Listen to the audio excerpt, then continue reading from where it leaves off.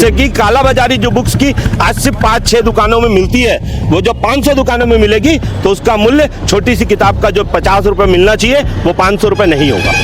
मतलब मैं अगर मेरे यहाँ घर का बच्चा अगर 7वीं पढ़ा है और उसका चाचा उनका भाई या मेरा चाचा का लड़का अगर 6वीं में जाता है तो वो बुक उसको 7वीं में काम नहीं आएगा, उसको नया बुक खरीदना पड़ेगा। और नया बुक कहाँ खरीदेगा? वो पर्टिकुलर उसी शॉप में खरीदेगा। तो मैं साफ साफ समझ आ रहा है कि शिक्षा का पूरा ये व्यवसायीकरण हो रहा है। ये बताइए कि जो 12,000 15,000 जो मजदूरी करके कमाता है वो अपनी 8 या 10 दिन की दिहाड़ी सिर्फ जाके पुस्तक और में देता है, बुक वगैरह में, उनके लिए कितना बड़ा डिजास्टर होता होगा। सबसे तकलीफें हैं भैया, उनके पर्टिकुलर दुकान से लेना पड़ता है। ड्रेसेस आएंगे तो पर्टिकुलर उस दुकान से लेना पड़ता है भैया। तो भैया उसमें क्या होता है, हम बाहर चाहेंगे सस्ता मिलता है, वहाँ से लेंगे सिंपल बात है कि महंगी पड़ती है भैया, और बुकें पूरी मिलती नहीं है भैया। बच्चों के क्लासेस आधे निकल जाते हैं। वो हो सकती जब सरकार अपने प्रदेश में अपने शासन में जो चल रहा है उस चीज़ को इम्प्लीमेंट कर सकता है तो प्राइवेट स्कूल में इस चीज़ को नेसेसिटी क्यों नहीं कर सकता? ये तो बहुत छोटी सी बात है। तो इसके लिए क्या कर सकते हैं? मैं इसी सरकार से पूछना चाहता हूँ, छत्तीसगढ़ की सरकार हो चाहे देश की किसी भी कोने की सरकार हो, मैं ये चीज़ जानना चाहूँगा।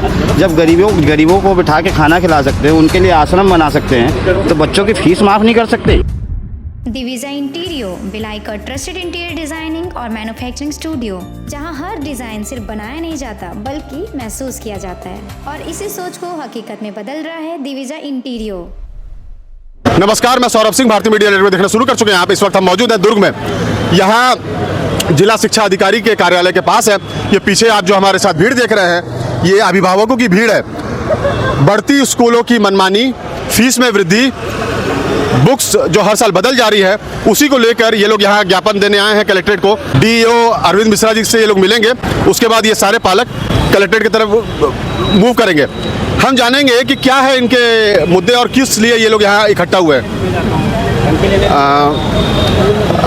ये जितने पालक खड़े हैं, इन्होंने एक संघ बनाया है। तो सर, क्या मुख्य डिमांड है आज की डेट में आप लोगों की? हमारी सबसे मुख्य डिमांड ये है कि पहली मांग कि जो 2026-27 में इन्होंने जिस भी प्रकाशक की अलग अलग स्कूलों में जिस प्रकाशक की बुक्स को एग्री किया है, चालू किया है, लागू किया है, उस प्रकाशक को अगले 5 वर्ष तक ना बदला जाए। दूसरी मांग, ड्रेस कोड जो आज स्कूल वाले, निजी स्कूल वाले हर साल बदल देते हैं, उसे भी कम से कम 5 साल के लिए ना बदला जाए। तीसरी मांग ये है, अगर 5 साल बाद नया वर्जन आता है, लगता है कि आपको बदलने की जरूरत है प्रकाशक को, तो उसकी कम से कम 3 महीना पहले जिला शिक्षा अधिकारी से वो लिस्ट अप्रूवल कराया जाए, और अप्रूवल लिस्ट को हर स्कूल वाले अपने नोटिस बोर्ड पे चस्पा करें और अपने वेबसाइट पोर्टल पे अपलोड करें, जिससे कि काला बाजारी जो बुक्स की आज सिर्फ 5-6 दुकानों में मिलती है, वो जो 500 दुकानों में मिलेगी तो उसका मूल्य छोटी सी किताब का जो 50 रुपए मिलना चाहिए वो 500 रुपए नहीं होगा। और फीस वगैरह को लेकर कुछ? फीस के लिए भी हम लोग आगे बढ़ेंगे। आज ये हमारी पहली ही मीटिंग है, तो चूंकि सभी पालकों की जो राय होगी, पेरेंट्स जो राय देंगे उस राय में एक सहमत बन के उस पर हम लोग आगे बढ़ेंगे। और भैया, यहाँ लाखों बच्चे पढ़ रहे होंगे और आप जो बातें बता रहे हैं ये बड़ी जेन्युइन डिमांड है। ये हर पालक आज की डेट में इसी चीज को लेकर फेस कर रहा होगा, बट जिस तरह की भीड़ आनी चाहिए उतने लोग आए नहीं है। मैं भी एक छोटा सा समाज सेवक हूँ और छोटी सी कोशिश किया। छोटी सी कोशिश में एक कॉल पे अगर 100 लोग भी आते हैं तो ये आपको छोटी लग रही होगी, लेकिन पहली बार के हिसाब से भीड़ कम नहीं है, छोटी नहीं है। ये बताइए कैसे स्कूलों में प्रॉब्लम हो रहा है आपके बच्चों के लिए, किसलिए आप लोग इकट्ठा हुए हैं? देखिए, ये हमारे बच्चे नहीं, सभी के बच्चों के लिए है। जो बच्चे ये सोचते हैं कि किसी स्कूल में नहीं हो रहा है, प्राइवेट संस्था जो स्कूल है, ये तो एक भू माफिया जैसे होते हैं, जैसे माफिया होते हैं, इस काला बाजारी करना, ये तो वो शिक्षा का मंदिर होना चाहिए, वो ना हो कि ये तो सिर्फ व्यापारीकरण हो गया। और उसको देखते हुए हमने ये सोचा है कि आगे, जैसे आज पहला हमने मुद्दा उठाया है, उस पर हम कलेक्टर को ज्ञापन देंगे। उसके बाद में आगे जो हम लोग पेरेंट्स की राय होगी, एक मत होकर हम लोग आगे बढ़ेंगे। उसके तो इसको जो आप माफिया जो शब्द यूज कर रहे हैं, इसको थोड़ा आम जनता के लिए आसान शब्दों में समझाइए कि कैसे एक शिक्षा देने वाला यूनिट, मतलब शिक्षादानी और जहाँ पर बच्चों को शिक्षा मिलती है, वो ऐसा कैसे एक्ट कर रहा है? देखिए, जैसे जैसे समय बढ़ता जाता है, चीज़ें बढ़ती जाती है। हमारे समय में कम में होता था, एक सिलेबस होता था। आज हम पढ़ते थे तो दूसरा, जब नेक्स्ट क्लास जाता था, हम दूसरे को वो बुक दे देते थे, उसका चल जाता था। तो आज सभी स्कूलों में आप देखिए, नर्सरी हो, एक प्रोपोगंडा बना दिया है। प्री में जाओगे आप तो उनकी कम से कम 30,000 फीस होती है। एक्टिविटीज़ सिखाने के लिए सिर्फ 30,000 रुपया। कुछ बुकें ऐसी होती है जो एक्टिविटीज़ बुक्स के नाम से, जैसे मैथ्स हो, सोशल साइंस हो, इनकी बुक्स ऐड कर देते हैं और वो बोलते हैं कि इसको हमने एनुअल में ऐड करेंगे नंबर, लेकिन उसको पढ़ाते तक नहीं है। और वही बुकें इतनी महंगी होती है 500-400 जो अफोर्ड नहीं कर पाते हैं। और ये सब काला ही बाजारी है, क्योंकि जो चीज़ ऐड ही नहीं हो रही है और आप उसको दिखवा रहे हो और वो चीज़ आपको पढ़ा भी नहीं रहे हो, प्रिपरेशन में आ भी नहीं रहा, तो फिर मतलब ही क्या है वैसे चीज़ों का। मतलब आपके अनुसार जो स्कूल है वो अलग अलग माध्यम से खाली पैसा वसूली का केंद्र बन गया है। हाँ, आप एक्टिविटी चार्जेस लीजिए, हर साल कोई एनुअल फंक्शन होता है तो उसमें चार्जेस हो गए, विभिन्न प्रकार के उनके रहते हैं। अब वो इतने हिडन रहते हैं कि हम लोग खुद नहीं बता पाते। जिस प्रकार से एक इतने हिडन चार्जेस होते हैं ना, वो खुद हमने, जैसे बैंक आपको क्लॉथ दे देता है, एक एग्रीमेंट साइन कर देता है, पहले तो आपको लगता है कि इतने % ब्याज मिल रहा है, लेकिन उनके इतने नियमावली होते हैं कि उनको ही पता होता है कि कितने होते हैं। बाद में जब दिक्कत जाती है तब समझो वैसे स्कूल का माफिया है। हमारे साथ कांग्रेस के आयुब खान जी भी हैं। सर, ये जो डिमांड लोगों की आ रही है, 5 साल आपकी भी सरकार रही है, ऐसा कोई प्राइवेट स्कूल्स में लगाम उस समय भी नहीं था, आज भी नहीं है। नहीं, हम लोगों ने तो पालक संघ सरकार की तरफ से गठन किया था और जो कंप्लेंट हुआ करती थी उस पर त्वरित कार्रवाई हुआ करती थी। और ये मामला क्या है, पेरेंट्स के अमित भाई के द्वारा उठाया गया मामला, इसमें आप सोचा जाए तो शिक्षा का व्यवसायीकरण की तरफ पूरा ये जोर है। ये जो सरकार है, मैं तो पेरेंट्स के नाते यहाँ पर उपस्थित हूँ, जो सरकार जो है शिक्षा के व्यवसायीकरण की तरफ बढ़ रही है। आप एक चीज़ सोचिए, जब हम लोग इसमें बहुत सारे लोग हैं जो साल भर पढ़ा करते थे निजी स्कूलों में, वो अब मई या जून के माह के फीस नहीं दिया करते थे। आज भी कई ऐसे स्कूल हैं, स्कूल बंद होने के बावजूद भी मई या जून के माह के बच्चों से फीस वसूला जाता है। पहले ट्रांसपोर्टिंग में भी वसूला जाता था, हमारी सरकार में ट्रांसपोर्टिंग को वेवर किया, इस फीस पे नकेल किया, लेकिन बहुत सारे लोगों ने बात को मानी नहीं और नोडल अधिकारी तक हम लोगों ने गठन किया था। और लेकिन ये नया अभी परिपाटी शुरू हुआ है।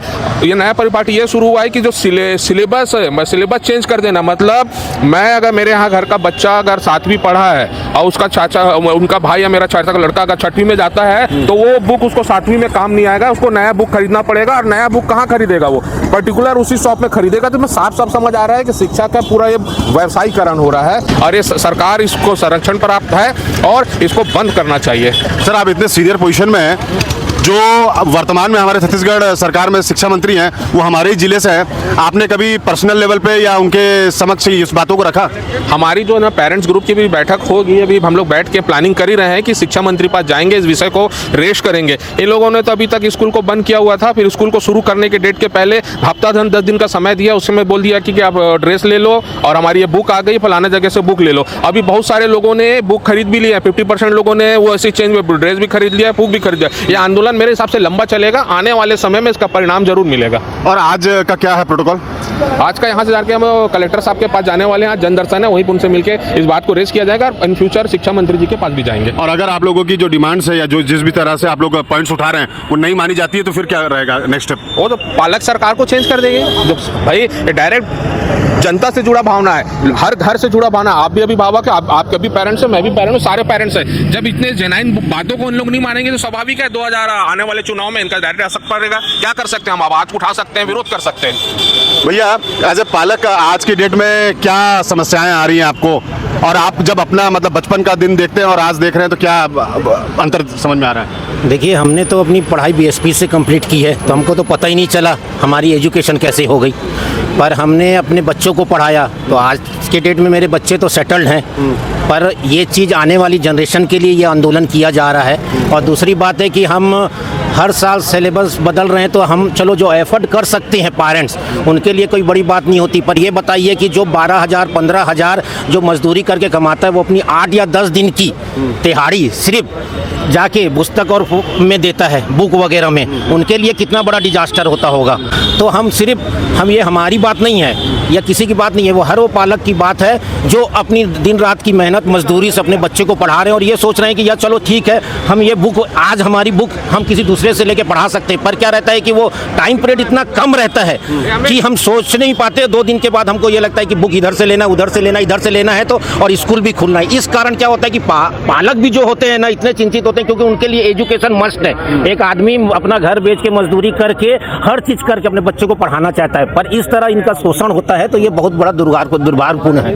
चलिए, आपके बच्चे बड़े भैया बताइए। सर, इस पॉइंट में मैं इसलिए जुड़ा हूँ, आप थोड़ा फीस और ताकि आम आम जनता जो रायपुर से या बलौदा बाजार से या जगदलपुर से खबर देख रही हो, तो उसके दुर्ग की पेरेंट्स के हिसाब से क्या के पेरेंट्स के हिसाब से बता रहा हूँ। रिसेंटली हमने एक आंदोलन करा था 1 से 1.5 साल पहले डीएवी पब्लिक स्कूल में। उस पर पॉइंट ये था कि बिना पेरेंट्स की सहमति के फीस बढ़ा दी गई थी। और ये हमने जब इसके तत्काल जवान में इसका रूट कॉज देखा था, रूट कॉज ये था कि स्कूल प्रशासन जो है और पेरेंट्स का जो एसोसिएशन है स्कूल के अंदर ही जो आपस में बात करता है फीस बढ़ाने को लेकर, हमने जब इसके रूट देखे तो देखा था स्कूल प्रशासन नहीं, मैनेजमेंट और स्कूल का मैनेजमेंट था उसको पेरेंट्स एसोसिएशन में अपनी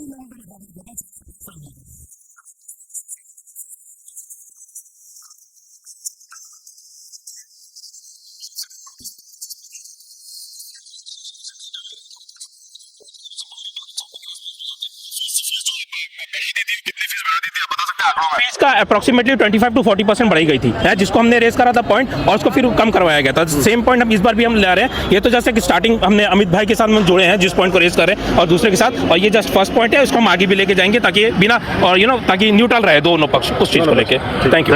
भैया आप लोग कहाँ से आए आप? मैं सेक्रेटरी से आया हूँ भैया। से कहाँ पढ़ता है आपका बच्चा? एमजीएम पढ़ता है भैया। तो आज की डेट में क्या तकलीफें आ रही हैं? तकलीफें भैया बुक की सबसे तकलीफें है भैया, उनके पर्टिकुलर दुकान से लेना पड़ता है। ड्रेसेस आएंगे तो पर्टिकुलर दुकान से लेना पड़ता है भैया। तो भैया उसमें क्या होता है, हम बाहर चाहेंगे सस्ता मिलता है, वहाँ से लेंगे सिंपल बात है कि महंगी पड़ती है भैया, और बुकें पूरी मिलती नहीं है भैया, बच्चों के क्लास से आधे निकल जाते हैं। तो हम चाहते हैं सब बंद हो भैया, पर्टिकुलर हर कोई पेरेंट चाहे फ्री हो जाए, जहाँ से मर्जी वो ले पाए भैया। ये सब अपना रिक्वेस्ट है भैया उनसे वो है करके भैया। उसमें क्या होता है, जैसे संस्कृत की किताब है, संस्कृत में पहला अगर अध्याय है वो 5वें अध्याय में पहुंच गया तो वो किताब को बदल दीजिए बोलते हैं। तो ये बहुत बड़ी विसंगति है, इसको दूर करने की आवश्यकता है। दूसरा चीज़, हर साल 8% से 10% आप फीस बढ़ा रहे हैं। आप इंफ्रास्ट्रक्चर डेवलपमेंट की बात करते हैं, रहता वही चीज़ है मगर कोई इंफ्रास्ट्रक्चर डेवलपमेंट हमको नहीं दिखता। टीचर्स हैं, टीचर्स जो हैं वो उतने ही रहते हैं। आप बच्चों के पेरेंट्स से आप 8-10% का अगर आप वृद्धि करवाएंगे और वृद्धि लेंगे तो सैलरी वगैरह आप लोग की बढ़ रही है? 8-10% नहीं 8-10% आपकी बढ़ रही है क्या सैलरी? नहीं, मैं तो सेल्फ एम्प्लॉयड हूँ, बट ऐसा अगर इनकम आपकी बढ़ रही है 10% सालाना? इनकम कहाँ बढ़ रही, डे टू डे महंगाई बढ़ रही, पर जो हमारा इनकम है वही का वही रह जा रहा है। मैं तो आपके माध्यम से बस यही बात बोलना चाहूँगा, जब सरकारी स्कूलों की समस्त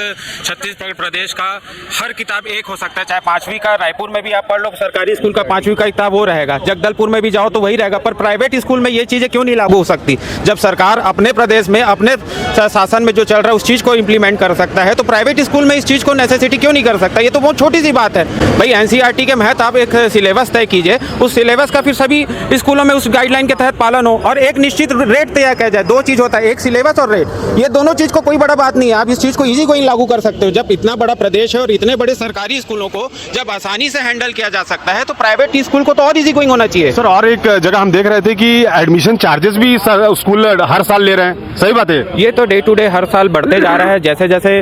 तो एडमिशन चार्जेस तो वन टाइम पेमेंट रहता है क्या? एडमिशन चार्जेस वन टाइम रहता है, बिल्कुल आपकी बात सहमत है, बट स्कूल के जो फीसें में स्कूल की जो मंथली फीस है उस पे वो चेंजेस कर देता है, परसेंटेज वाइज चेंज हो जाता है, और परसेंटेज जो बढ़ाते हैं उसी बेसिस पे बढ़ाते हैं।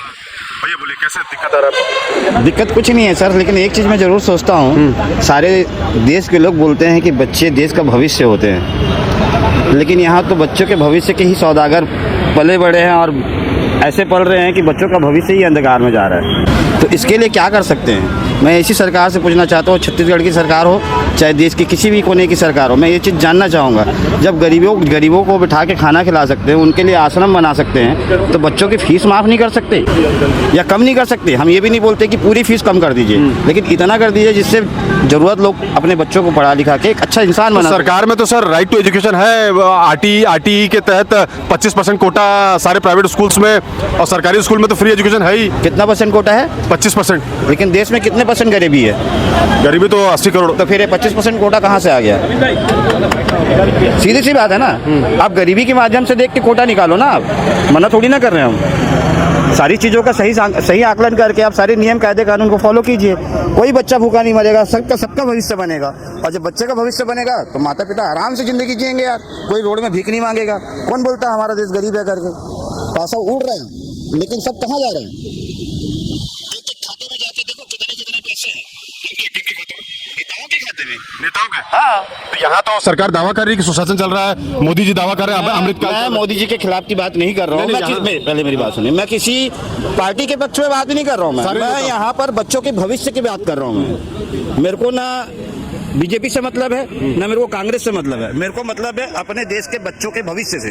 हम लोग आज यहीं इसलिए इकट्ठा हुए हैं, ये कोई राजनीतिक मुद्दा नहीं है, ये बच्चों का भविष्य का मुद्दा को लेकर हम लोग यहाँ आके बैठे हुए हैं। आम जनों से जुड़ा हुआ मुद्दा है, सारे लोगों से जुड़ा हुआ मुद्दा है। कहाँ से आए सर आप? मैं दुर्ग से ही हूँ। दुर्ग से ही हैं। जी। चलिए ठीक है, ये थी हमारी बात। हम आपको बता दें कि एक तरफ सरकार लगातार सरकारी स्कूल बंद करते जा रही है, शिक्षकों की क्या स्थिति आप किसी भी सरकारी स्कूल में जाके पता कर लीजिए। बीएड वाले तूता धरना स्थल में पिछले 2 महीने से बैठे हैं, उन्होंने आग पे चल लिया, पानी के अंदर जाके डुबकी लगा लिया, कई बार शिक्षा मंत्री का घर और दफ्तर का घेराव कर लिया, लेकिन उनकी स्थिति यथावत बनी हुई है। बाद बाकी ये जो आंदोलन है, देखते हैं आगे क्या रूपरेखा रहती है इसकी, इनकी डिमांड्स कितनी मानी जाती है, ये हम आपको हमारे चैनल के माध्यम से दिखाएंगे। वीडियो पसंद आया तो वीडियो को लाइक कीजिए, चैनल को सब्सक्राइब कीजिए। बाकी खबरों के लिए आप बने रहिए भारतीय मीडिया नेटवर्क के साथ।